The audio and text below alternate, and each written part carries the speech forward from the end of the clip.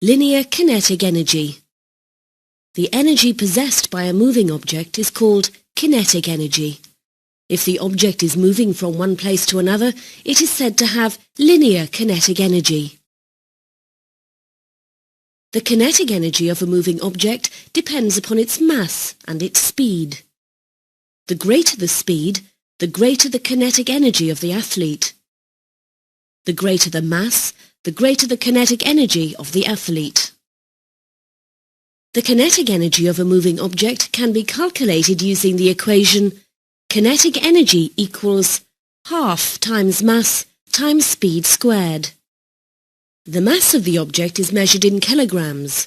The speed of the object is measured in meters per second. Energy is measured in joules. The tennis ball has a mass of 0.1 kilogram and is moving with a speed of 6 meters per second. What is the kinetic energy of the ball?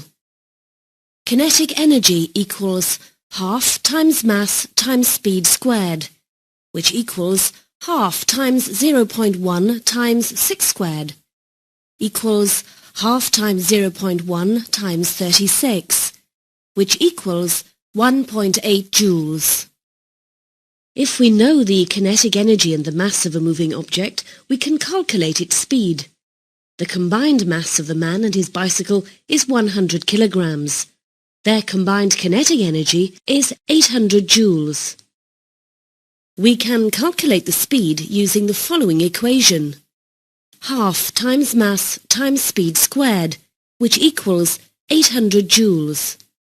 Substituting the values into the equation, we can see that speed squared equals 16. Therefore, speed equals the square root of 16, which equals 4 meters per second. The falling rock has a mass of 4 kilograms. If its kinetic energy is 8 joules, what is its speed? Half times mass times speed squared equals kinetic energy. Half times 4 times speed squared equals 8. 2 times speed squared equals 8. Speed squared equals 8 divided by 2, which equals 4. Speed squared equals the square root of 4, which equals 2 meters per second.